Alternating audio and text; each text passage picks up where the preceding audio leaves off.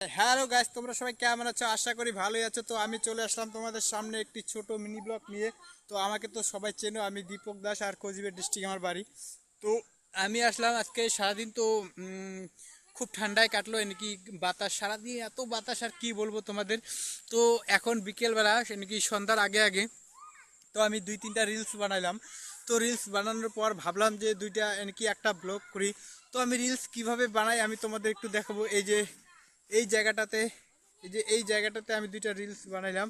আর আমার এই যে মোবাইল রাখা স্ট্যান্ডটা দেখো, এইটা আমার মোবাইল রাখা স্ট্যান্ডটা। তো তোমরা বলবে কেমন আছে। এই দেখো বাঁশের স্ট্যান্ড, তো খুব সুন্দর না? তো এখানে আমি মোবাইল রেখে, আমি এই যে স্ট্যান্ডটা আমি মোবাইল রেখে আমি ভিডিও বানাইলাম। তো আর এখন দেখো সন্ধ্যা হয়ে যাচ্ছে, আর দেখো মেঘলা মেঘলা আকাশ, আর চারিদিকে এত সবুজ সুন্দর প্রকৃতি, আর তোমাদের কি বলবো।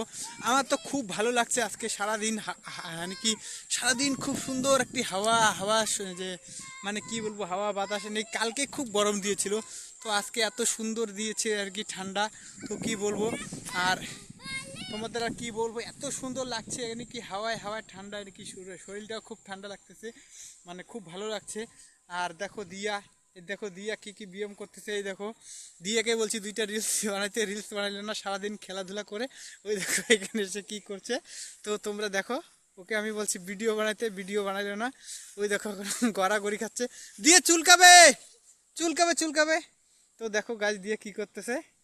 আর এই যে দেখো চলে আসলাম আবার ফিরে আমি।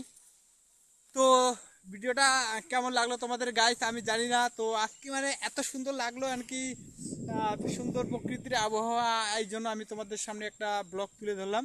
তো আশা করি ভালোই লাগবে। তো টাটা, বাই বাই।